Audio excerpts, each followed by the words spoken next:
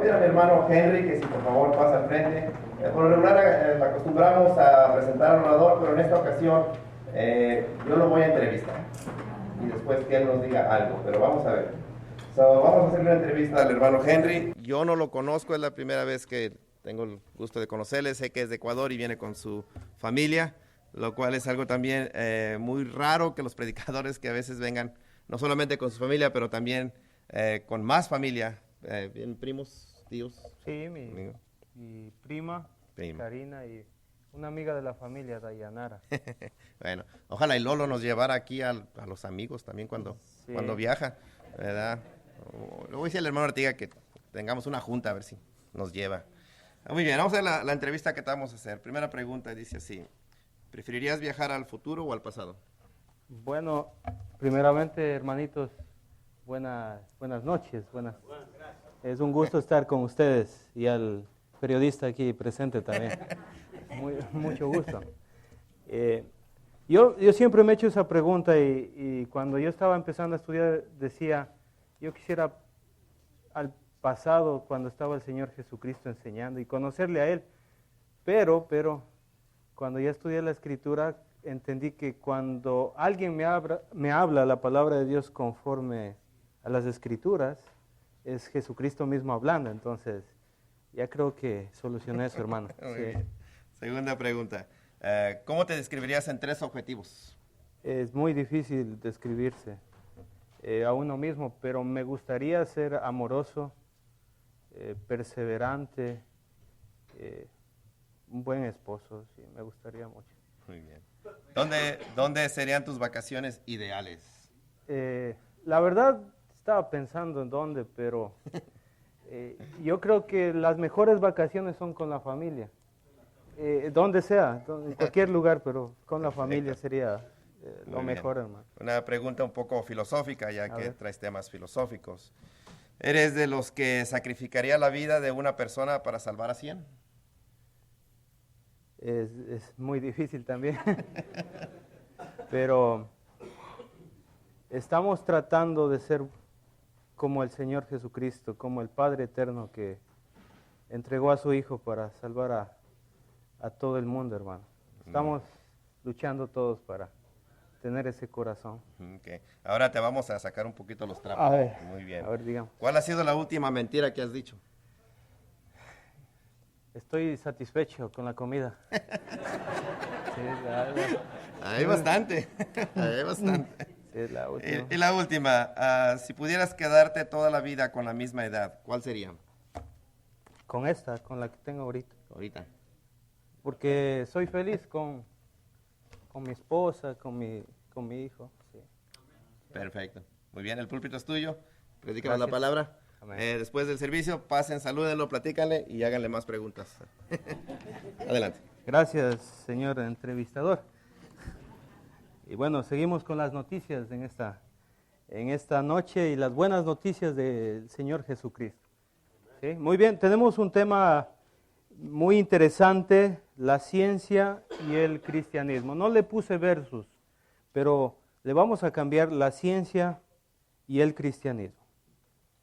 Había un hombre que era leñador y este hombre leñador se fue a trabajar donde un nuevo jefe a cortar en la antigüedad con hacha y no utilizaban las motosierras que conocemos. Y dijo este hombre, voy a impresionar a mi jefe.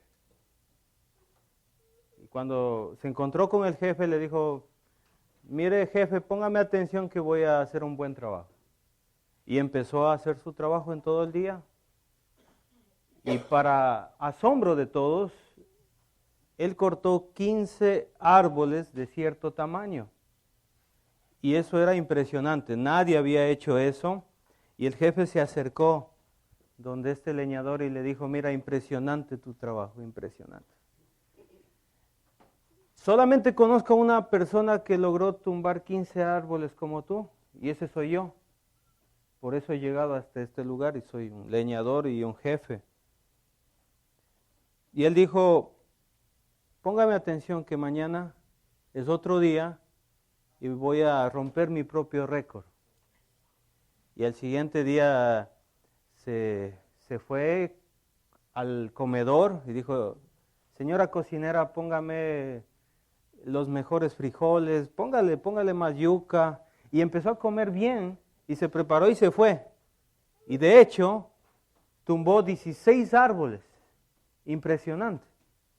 El jefe estaba muy contento, decía, qué increíble que este hombre, 16 árboles, ni yo lo había hecho. No se preocupe, mañana va a ser otro día. Se fue a dormir temprano, otra vez donde la cocinera, póngame 2 tacos más, por favor. Y empezó a comer y a fortalecerse y dijo, ahora sí voy a romper mi récord. ¿Y sabe qué? Tumbó 12 árboles. Se fue preocupado, dijo, no. Me voy otra vez a descansar bien, voy a comer mejor todavía. Siguiente día, 10 árboles. El otro día, el jefe le encuentra sentado en un tronco de árbol a este leñador y le dice, ¿qué te pasa? No, estoy preocupado. Usted me va a creer que tengo solamente un árbol cortado y me siento cansado. Creo que me voy a ir al médico porque me siento mal. Estoy mal. En mi integridad me siento terrible. No me había pasado eso nunca. Y el jefe que le estaba observando todo el tiempo le dijo, ¿has considerado afilar tu hacha? Querido amigo, te habías olvidado todo el tiempo de hacerlo, por estar preocupado en otras cosas. Estabas muy confiado de ti mismo y te olvidaste de lo más fácil, afilar tu hacha. Y eso nos pasa a muchos, hermanos. Creemos que ya tenemos todo el conocimiento, creemos que ya lo sabemos todo, especialmente los jóvenes, porque pueden manejar un iPhone, una computadora, y ya creen que saben mucho, incluso más que sus padres. Y no puedes darles consejos a muchos soberbios porque creen que lo saben todo. Por eso en 1 de Pedro, capítulo 3, verso 15, el Señor dijo, por medio del apóstol Pedro, y estad siempre preparados para presentar defensa con mansedumbre y reverencia ante todo el que os demande razón de la esperanza que hay en vosotros. Nosotros debemos de estar preparados, hermanos, así como ese leñador, que lo sabía, ¿no? Preparados para responder a las preguntas que nos hagan. Y mucha gente piensa que el cristianismo y la creencia en Dios son cosas completamente diferentes, pero en realidad no lo son. Ya les voy a explicar por qué. La ciencia no contradice al cristianismo en ninguna manera. Muchas personas de este mundo, engañadas por Satanás, por supuesto, han creído que los cristianos somos dogmáticos, que somos fanáticos religiosos, que creemos en cuentos de hadas. ¿Sí? Nos tienen así. Y hay personas que critican la Biblia como un libro de poca importancia. Dicen, no, ese libro es inventado ahí por ciertos hombres, pero eso es falta de ética. Criticar un libro sin entender su contenido. Criticar un libro sin haber estudiado. Usted no haga eso nunca. Para poder criticar un libro, en este caso la Biblia, usted primeramente debió haber leído la Biblia. Debió haber estudiado la Biblia y luego de hacer eso, usted podría decir, este libro es malo. Pero caso contrario, eso es falta de ética. Y mucha gente se atreve, por supuesto, porque falta de educación, dice, no, ese libro es un libro que no sirve para nada, etc. Pero en la Biblia existe no solamente un contenido espiritual, porque encontramos en la Biblia un contenido espiritual, sabemos cómo salvarnos, cómo vivir aquí en la tierra, cómo comportarnos, cómo controlar la lengua, cómo controlar las actitudes, cómo vivir sabiamente, cómo actuar con las personas de afuera, cómo convivir como cristianos, etcétera, etcétera, etcétera. Es un libro espiritual, pero porque es traído por un sabio creador, vamos a encontrar un contenido histórico, geográfico, científico, espiritual, aquí en la Biblia. Es un libro maravilloso. De hecho, hoy es el año 2019, ¿después de quién? Después de Cristo. Y todos sabemos que es después de Cristo, y los científicos y todo el mundo lo ha aceptado porque ellos saben que vino Jesucristo aquí en la tierra. Y aquí está registrado. Así que debemos pensar en eso. En la universidad existen muchos profesores, muy preparados por supuesto. Aquí en Estados Unidos hay universidades muy prestigiosas y esos profesores en realidad tienen mucho, pero mucho conocimiento, y ellos son encargados de transmitir los conocimientos a sus estudiantes. Y en realidad los padres de familia de aquí tienen sus hijos en esas universidades. ¿Por qué? Porque quieren que sus hijos sean buenos profesionales, y en realidad, si tú eres un estudiante, si estoy hablando aquí con algún joven, una jovencita, yo le digo, usted tiene que ser una buena estudiante, una buena científica, un buen científico, un buen investigador, un profesor muy bueno que sepa de los conocimientos que se han adquirido en esas diferentes universidades.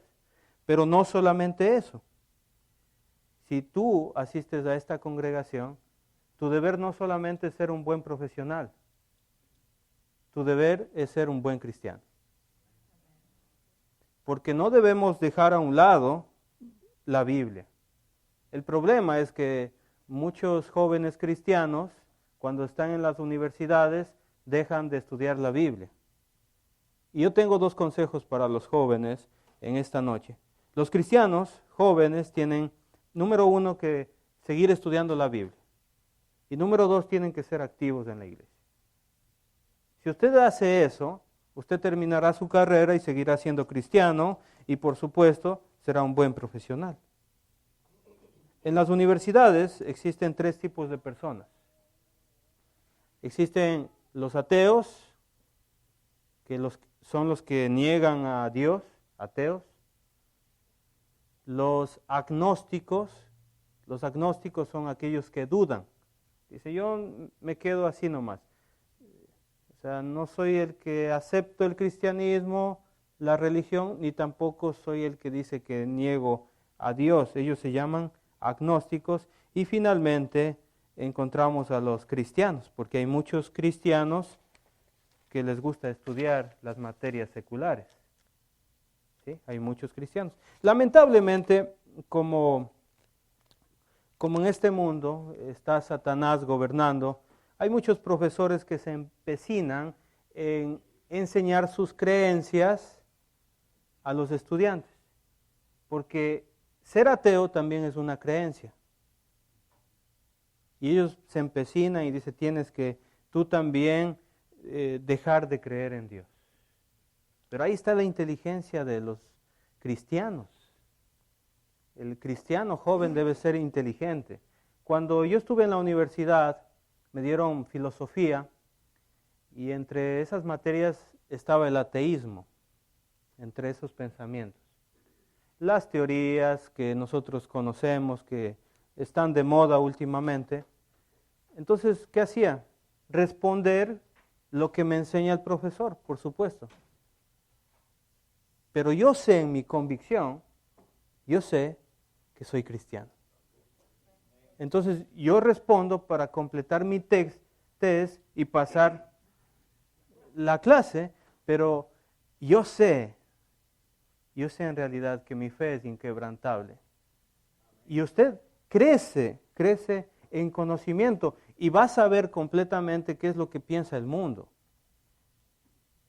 Pero también su fe va a aumentar más y más. ¿Qué es la ciencia? La ciencia del conjunto de conocimientos sobre una materia determinada. Estos conocimientos se obtienen mediante la investigación, observando la investigación, el estudio de lo investigado, la experimentación, la repetición de las cosas, y los científicos lo que van descubriendo lo van estableciendo en fundamentos científicos. Porque un científico no es que crea una ley, no, un científico descubre las leyes, porque el creador de las leyes es Dios. Y un científico dice, ha sido así el funcionamiento de este planeta y estas son las leyes que rigen este planeta. Entonces se forman los fundamentos científicos, el desarrollo de los procedimientos, ¿sí? Por ejemplo, en la medicina hay unos procedimientos para la higiene, para cortar en el lugar adecuado, abrir donde se debe, quitar lo malo. Son procedimientos que se han adquirido por los conocimientos, por supuesto que sí. ¿Sí? Ahora, también con este conocimiento se han hecho grandes inventos, como por ejemplo el micrófono. Entonces, los científicos y los investigadores se dieron cuenta que se puede amplificar el sonido. Y ustedes me pueden escuchar más alto, más bajo. ¿Por qué? Porque ciertos investigadores, inventores, hicieron esta maravilla. Y nos están filmando en este momento. ¿Por qué? Por el avance científico. Ahora, la pregunta es, ¿los cristianos estamos en desacuerdo con el conocimiento científico? Y la respuesta es no. Los cristianos incluso nos aprovechamos del conocimiento científico porque incluso esta clase está siendo grabada para poder edificarnos después también. Y también puede ser transmitido por las redes sociales. Entonces, ¿los cristianos estamos de acuerdo con la ciencia? Amén. Los cristianos estamos de acuerdo con la ciencia. Ahora, quiero explicarle algo para que usted pueda identificar correctamente el error que muchas personas piensan que por ser religiosos no podemos tener ciencia. Ahora, mire lo que dice.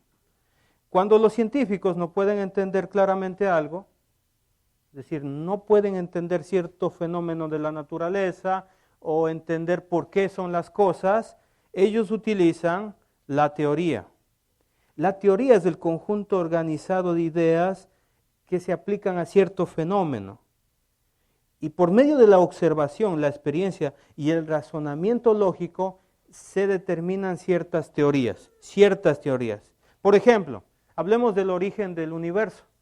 Como no pueden decir el universo se organizó así, se formó así, ellos dicen, por mi experiencia, por mi conocimiento, vamos a crear esta teoría. Y se han establecido algunas teorías del origen del universo. Usted se acordará en la escuela o ha de haber escuchado en el internet, dice que hay una teoría llamada la teoría del Big Bang. Y esta teoría dice lo siguiente. Los creadores de esta teoría, sugieren, porque es una sugerencia, proponen, porque todavía no es comprobado, es una teoría nomás, proponen que hace 10,000 años, o 10 millones de años, 10,000 millones de años o 20,000 millones de años, una onda expansiva de masa, ¿sí?, permitió que toda la energía y toda la materia conocida del universo formen todo lo que miramos. Es decir, que un huevo cósmico, una masa cósmica estaba bien comprimida con energía, explotó, y de esa explosión, esa gran explosión, que sería en español, surgieran los planetas, el sistema solar y todo lo que conocemos, de una sola explosión. ¿Sí? Es como si aquí echaran una bomba y de repente aparecieran cosas creadas, regadas por todos lados.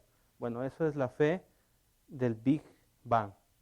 Yo no tengo la suficiente fe para creer en eso, pero esa es la teoría. Hay otras teorías, tal vez usted ha escuchado la teoría del estado estacionario, la teoría del universo oscilante. Son teorías que los científicos dicen que es muy probable que haya sucedido así el origen del universo. Pero existen muchas teorías porque los científicos no están seguros, no se han puesto de acuerdo. Entonces entendemos que hay una ciencia experimental, lógica, que nosotros creemos, pero también hay una ciencia teórica. Y el cristiano, jovencito que me estás escuchando, tú tienes la capacidad de decir, yo no estoy de acuerdo con esa teoría, y nadie te va a decir que no. El que te diga que no significa que es muy soberbio y dice que tiene toda la verdad. Así que hermanitos, hermanitas, pueden ya responder lógicamente ante esas teorías. Los cristianos creemos que Dios creó el universo. En Génesis capítulo 1, verso 1, ¿se acuerdan? El día de ayer ya topamos. Si usted no lo ha leído, el Génesis capítulo 1, versículo 1, dice que en el principio creó Dios los cielos y la tierra. Ahí estaba Dios creando. El principio que era el tiempo, ¿se acuerda? Los cielos que viene a ser el espacio y la tierra, que es lo que conocemos, la materia. Dios creando los tres elementos fundamentales de la física que enseñan en las universidades: materia, espacio y tiempo. Yo quiero decirle a los jóvenes y a usted que es cristiano y a las personas que nos están escuchando por internet, por las redes sociales, que no se avergüencen de ser cristianos. Mucha gente se avergüenza de ser cristiano y está totalmente equivocado. No haga eso, no cometa ese error. Si me negares delante de los hombres, dice el Señor, yo también te negaré delante de mi Padre que está en los cielos. Mas si me confesares delante de los hombres, yo también, dice el Señor, te confesaré delante de mi Padre que está en los cielos. ¿Sí? Y yo quiero mostrar una lista, usted puede observar en la pantalla la lista de algunos científicos, investigadores, profesores, cristianos. Usted puede observar ahí, por motivo de tiempo, yo solamente voy a mencionar lo que hicieron. Esta lista la dejaré aquí a los hermanos si quieren tenerla, o pueden buscar en internet, está a conocimiento de todo el mundo. En el siglo XVI apareció el método científico, la física, la astronomía, y los científicos que aportaron aquí, los investigadores, los profesores cristianos. Investigue, por favor. En el siglo XVII existieron inventores, personas que aportaron a la estadística, a la economía, a la química, a la dinámica de gases, a la historia natural, a la matemática, a la astrografía, también a la medicina, a la botánica, a la geología. Usted tal vez escuchó de Isaac Newton. Isaac Newton, él aportó con la dinámica, el cálculo, la ley de la gravedad, que es muy conocida. Se le cayó una manzana en la cabeza y dijo, existe la gravedad. El telescopio reflectante. Y algo particular de Isaac Newton es que Isaac Newton escribió más acerca de la Biblia que de la ciencia. Era cristiano. Creía en Dios. ¿Sí? También existieron matemáticos, también aportaron en la ecología, en la medicina, paleontología, meteorología, mineralogía, astronomía, compuestos químicos sintéticos.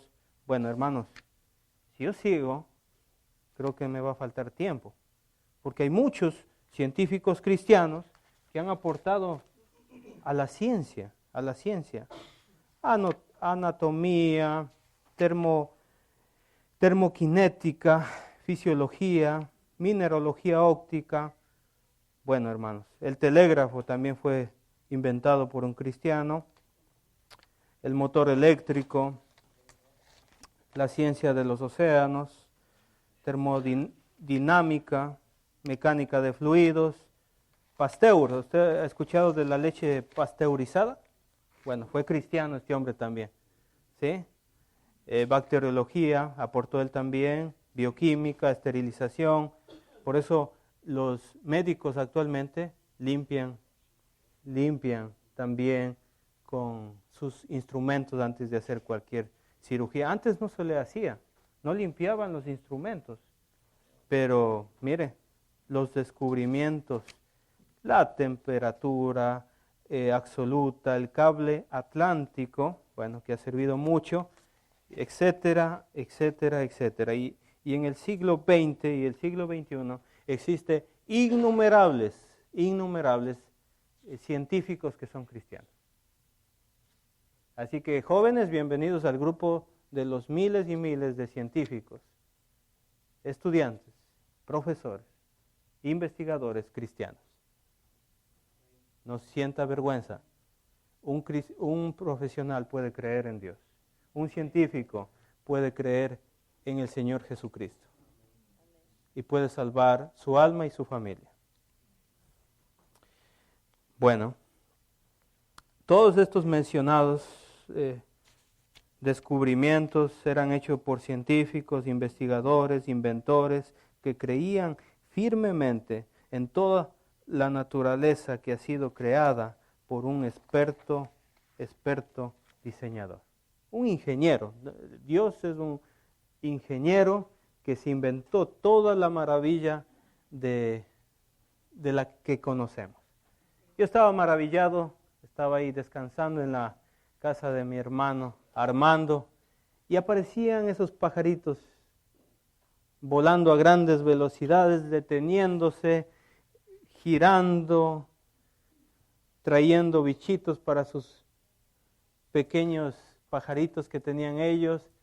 Imagínense la capacidad de ese diseñador tan experto, tan precioso ese diseñador. Miramos un venadito también que se atravesó en el rancho, y qué bonito ese venadito, creado según Dios. ¿Sí? Es maravilloso y tal vez me estoy adelantando, pero en la célula, que antes pensaban que era la porción más pequeñita y la parte más pequeñita de cualquier ser viviente, ahí, dentro de esa célula, no ha sido tan pequeña y singular como pensaban. Dentro de la célula, dentro de ahí, en el núcleo, existe la información genética en 4 dígitos. Maravilloso. Con 3,000 millones de letras, información. Algo parecido a los que estudian informática, el código binario, 001, 001, 001, pero en el ser humano y en todo ser viviente, 4 dígitos. Y esa información es tan precisa que le informa a la célula y a todo el cuerpo, a todo el sistema, qué edad debe tener usted, qué ojos podría tener, qué color de cabello, qué grosor de panza. Todo lo que usted se imagine. Es decir, que una hormiga tiene información genética,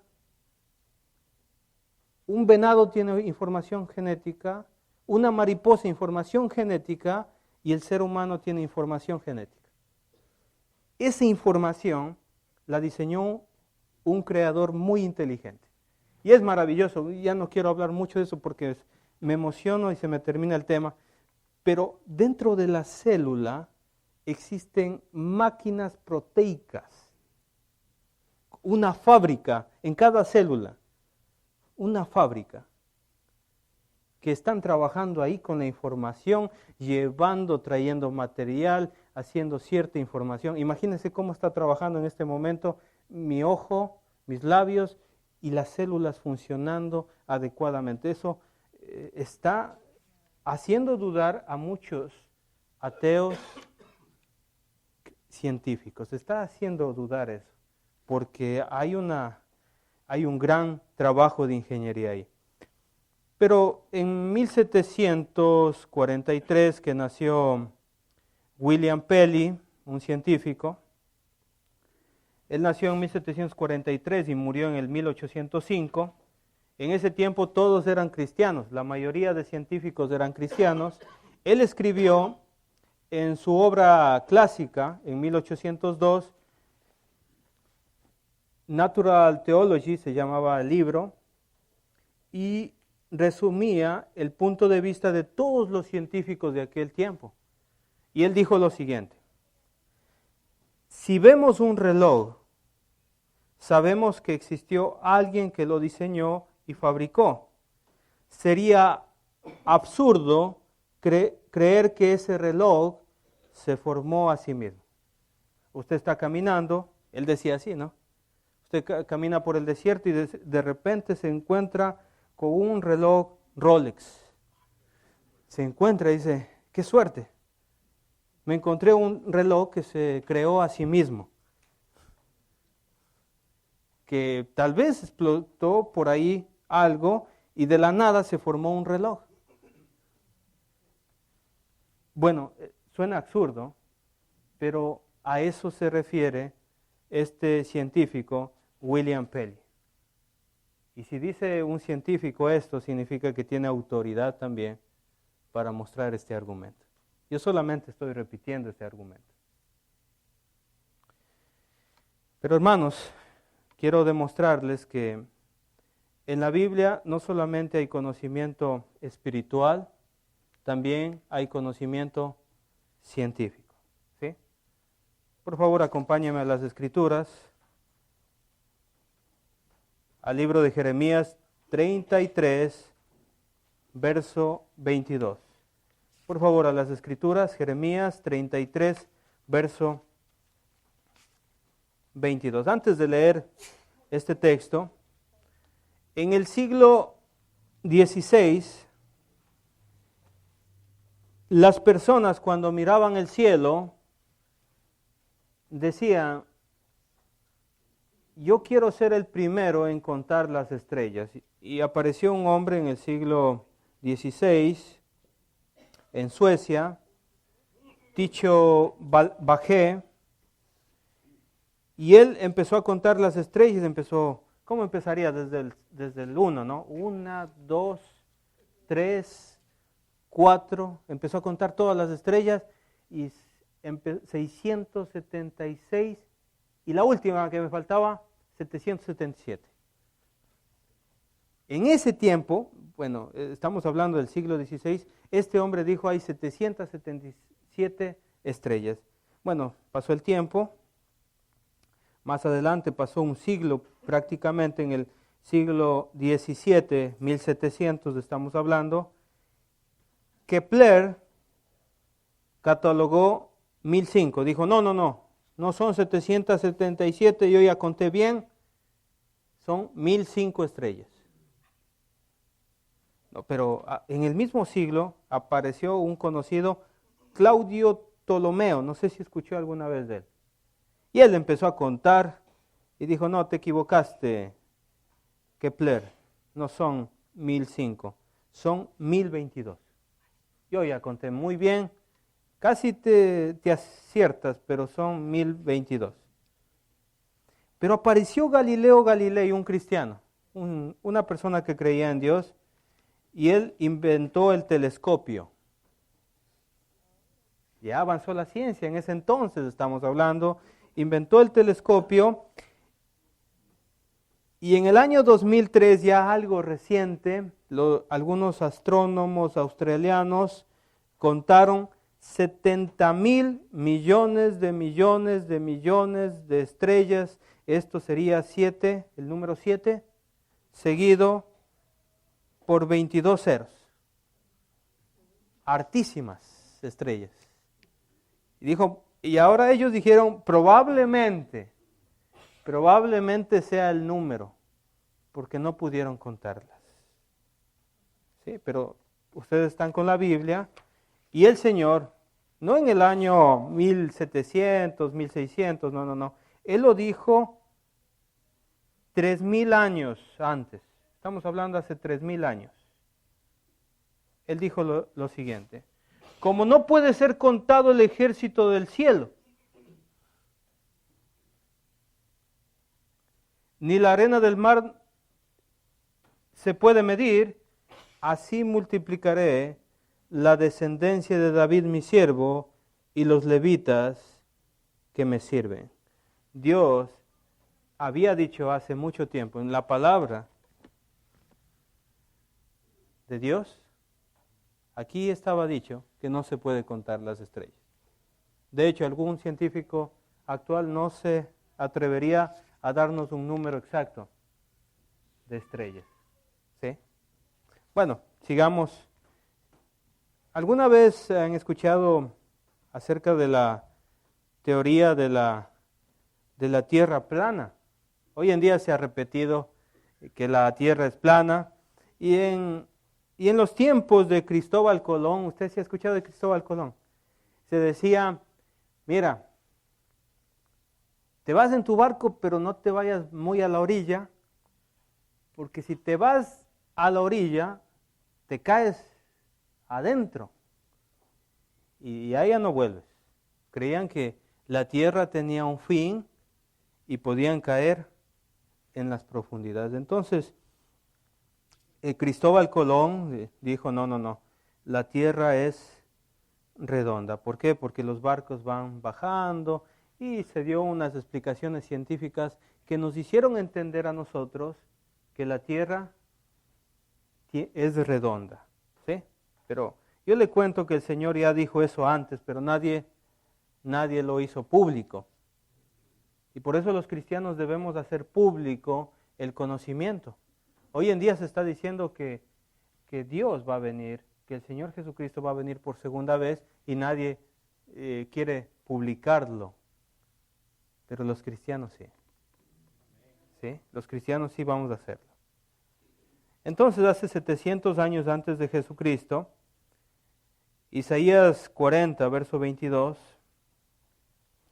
el profeta, tal vez sin entenderlo completamente, pero inspirado por el Espíritu Santo, dijo lo siguiente. Isaías capítulo 40, verso 22. Él está sentado sobre el círculo de la tierra.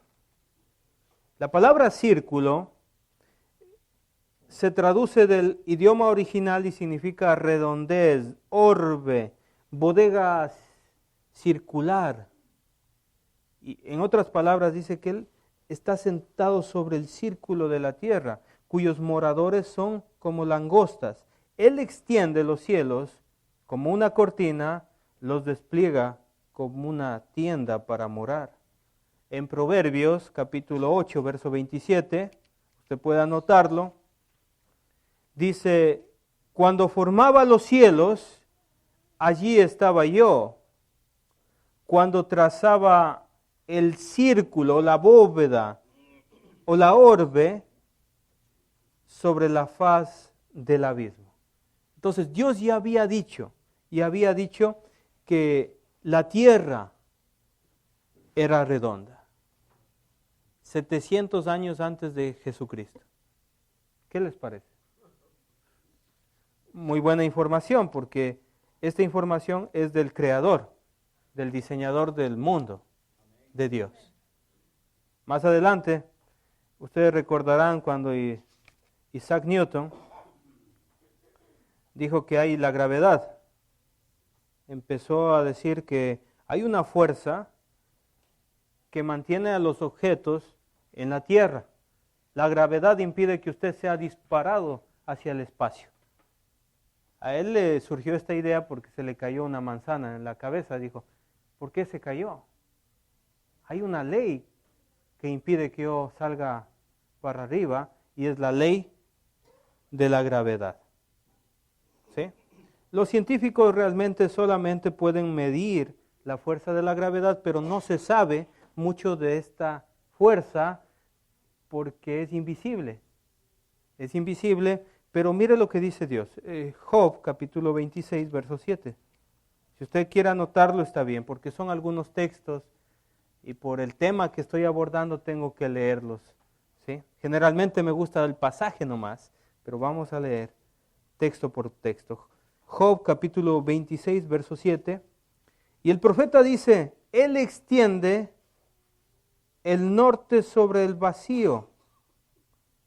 Y dice, cuelga la tierra sobre nada.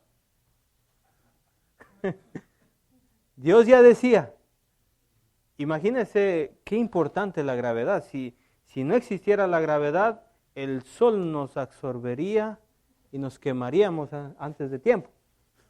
Bueno, los malos se quemarían antes de tiempo. Es maravilloso esto, un Dios tan maravilloso. Estamos a la distancia adecuada con el sol. Si estuviéramos más cerca nos tostaríamos. Si estuviéramos más lejos del sol, nos congelaríamos. Dios es un ser tan inteligente que nos da todo lo necesario. Gracias a Dios. Tal vez sea por lo siguiente que pasa todo esto. Bueno, lo es.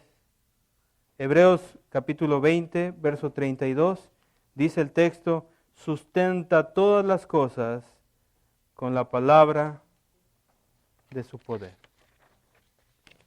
Y bueno, los fenómenos, antes nosotros no sabíamos nada acerca de los ríos, los mares, la lluvia, pero los profesores nos han ido enseñando y nos decían, hay un ciclo. El agua se evapora, sube a las nubes riegan.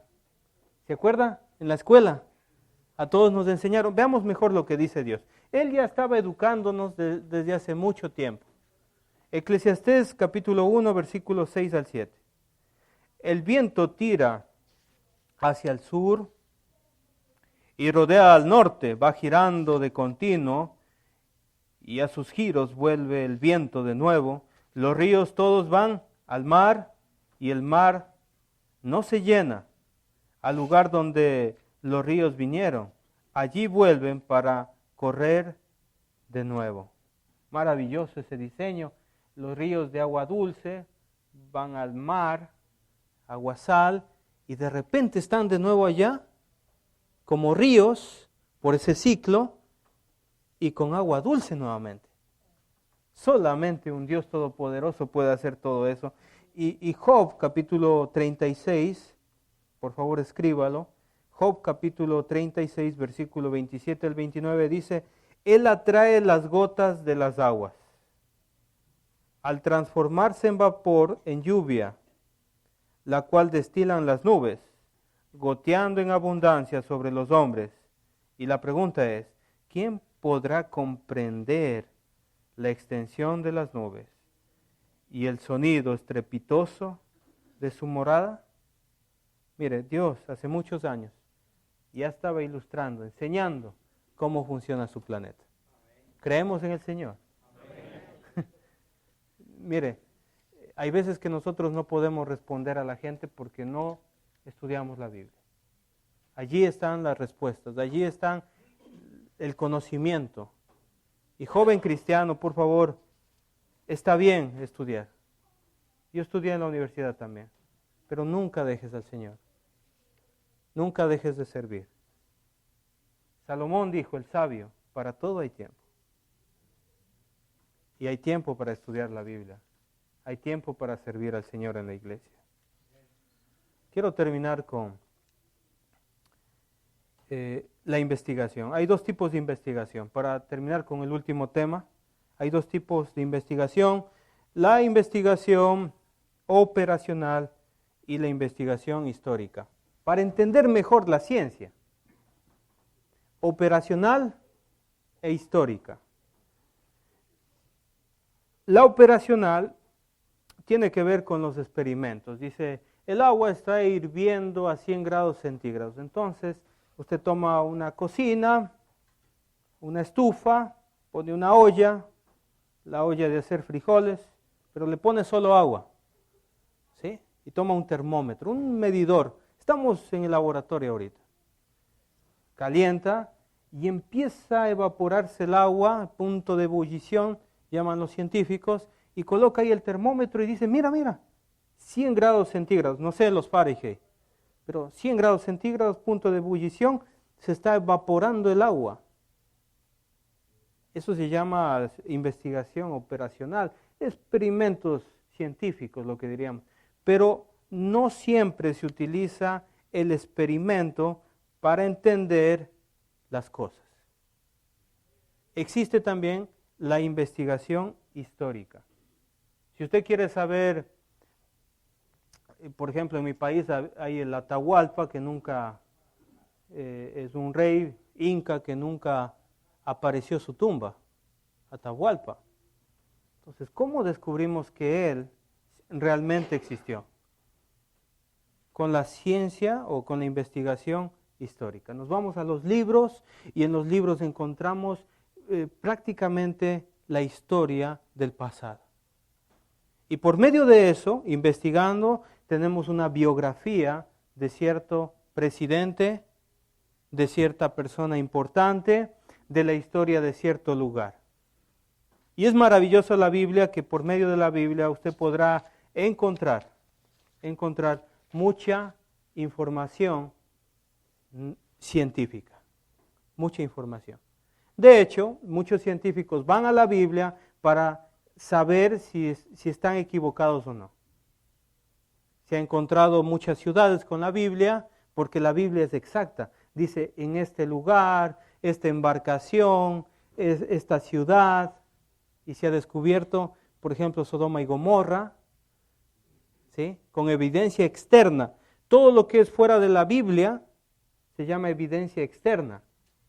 Y por medio de la arqueología y los descubrimientos que se van haciendo, aseveran, por supuesto, que la Biblia es un libro con información fidedigna, con información correcta.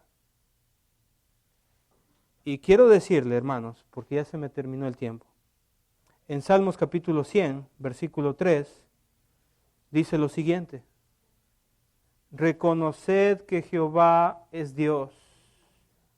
Él nos hizo y no nosotros a nosotros mismos. Pueblo suyo somos y ovejas de su prado.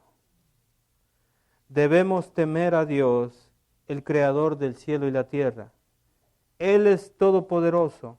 Él sustenta todas las cosas con la palabra de su poder. Y dice el Salmo 33, estos son poetas de Dios, sabios porque estaban llenos del Espíritu Santo.